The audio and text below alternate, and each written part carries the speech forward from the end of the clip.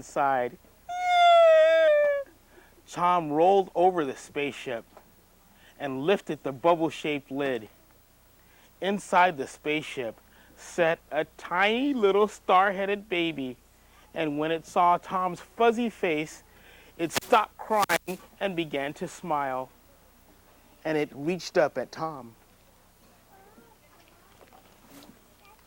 "It likes me," said Tom. He picked up the baby and hugged it. "Well, maybe it thinks you're its mother," said Tinker. "I'm not your mother," said Tom. "I'm a bear."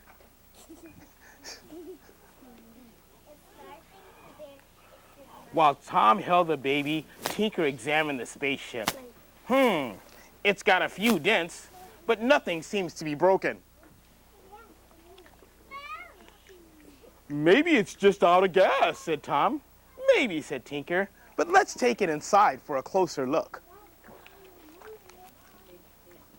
So Tinker and Tom carried the baby star and the spaceship into the back of the house.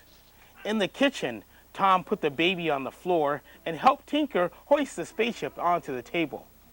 Then they found a couple of hammers in the drawer and they began to pound out all of the dents. Meanwhile, Baby Star had discovered Fluffy the cat had some delicious food on the floor. Fluffy, who had been sleeping on a pile of clean clothes, woke up and saw Baby Star eating all of her food. Think this cat's going to be happy? No. Think she's going to do something really mean to the baby? Yeah. Let's see. Fuzzy hissed "Sss," and got ready to pounce. "Don't you hurt that baby," said Tinker. Too late. Fluffy sprang toward the baby, and just then, the baby started to point at the fast-approaching cat. What do you think he's going to do to that cat?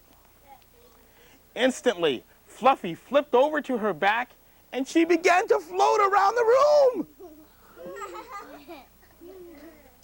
Baby Star kept eating and pointing, and soon Fluffy was joined in orbit by an assortment of things, including a toaster, a blender, and several boxes of cereal. Well, this is a pretty cool magic power, huh? A few of Tinker's crayons joined the procession, making interesting designs on the walls and ceilings as they circled the room.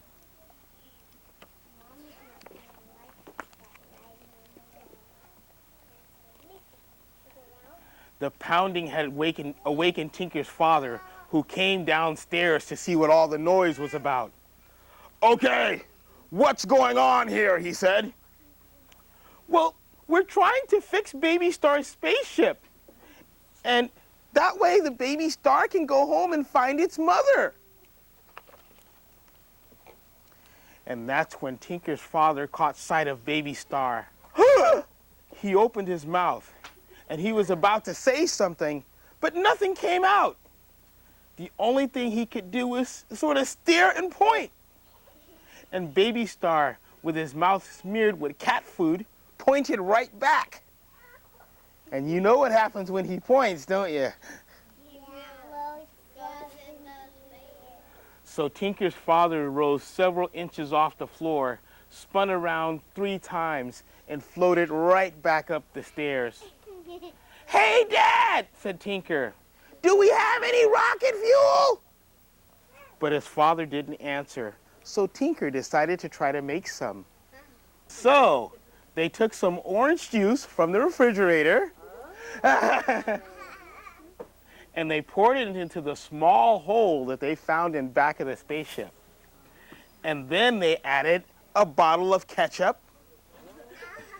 They put in a can of pea soup and a jar of honey. And then they added a whole pot of baked beans and a dozen of eggs and, like John said, a half a box of baking powder. "Now let's see if it works," Tinker said to Tom. So they carried the spaceship and Baby Star back outside. Tinker set the spaceship on the ground. They put the baby in it. And he said to Tom, who continued to hold the baby, "You can't keep it. You know we can't keep it. Baby Star needs to find his mother." Okay. And then he gave Baby Star his last hug and put him back inside the spaceship. When Tinker closed the lid, the spaceship began to glow and it began to hum, but it didn't move. "Let's give it a push," said Tinker. So they did. Baby Star laughed as the spaceship went scraping and bouncing across the backyard. You think it's gonna fly? Yeah. Then, with a big bang and a whoosh, the little spaceship shot off into the sky, leaving a trail of smoke. And in a moment, it was gone. "Goodbye, Baby Star," called Tom. And for a long time, Tinker and Tom just stood in the backyard looking up. And suddenly, from far, far away, a beam of light shone down on them. "I think Baby Star finally found his mother," said Tinker. And then they walked slowly back into the house. Okay, our next space book is called Space Case. It came from outer space to have a look around, to meet the natives who were not especially friendly. Everyone seemed to be so uncooperative. The thing from outer space was beginning to lose heart. But at the corner of Maple and Elm appeared some interesting folks. "Wow," said Buddy McGee. "Look at that! What a great costume! That must be that new kid from down the block. Come with us," said Buddy. "Is this really the new kid from down the block?" No. "Trick or treat," shouted Buddy, and the nice lady gave him some candy. Soon, the thing was having a great time. Trick-or-treating was lots of fun. When their bags were full of goodies, the kids stopped at the schoolyard to stuff themselves silly. "Trick or treat," said the spaceship. "Hey guys, there's something really weird about that new kid. Trick or treat."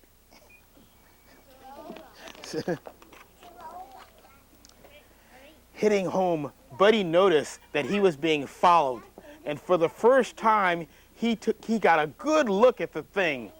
"Wait a minute. You're not that new kid from down the block. Trick or treat, trick or treat, trick or treat."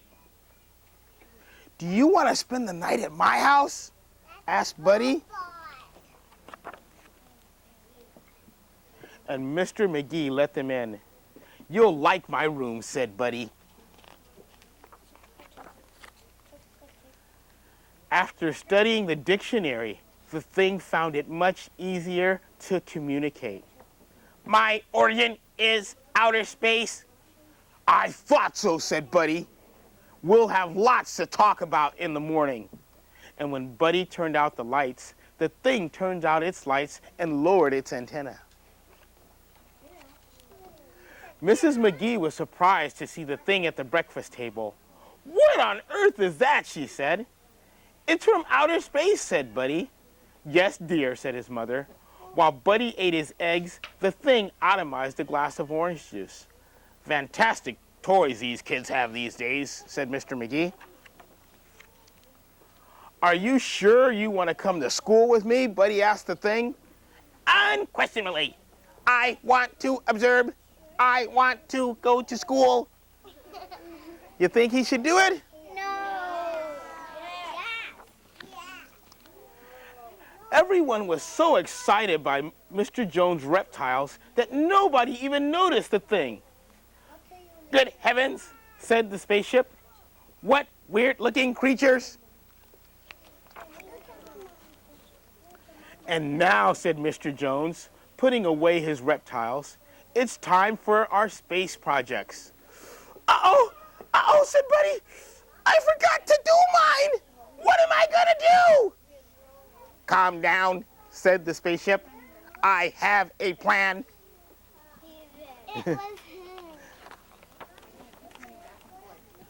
The first project was a homemade rocket. Primitive, too easy, primitive.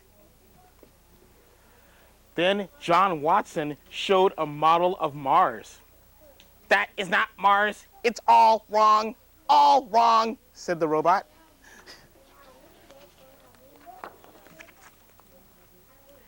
And what do you have to show us, Buddy? Said his teacher.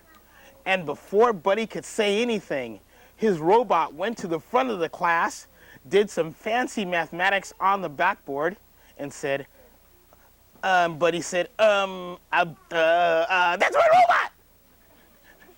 Very clever indeed, said Buddy's teacher.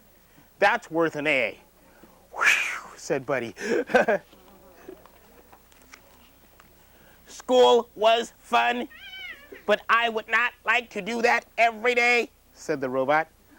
When do we go trick-or-treating? Oh, that's only once a year, said Buddy. Oh, I just remembered I have an appointment on Jupiter. Wait, said Buddy. And he explained to his robot all about Christmas. Wow, Christmas sounds like fun, and that's only 2 xylots away. I think I'll have to come back for that. And the thing started to pick up speed, and in a flash, it was gone. Wow, said Buddy. That was cool. What do you think? Did it make it fly high or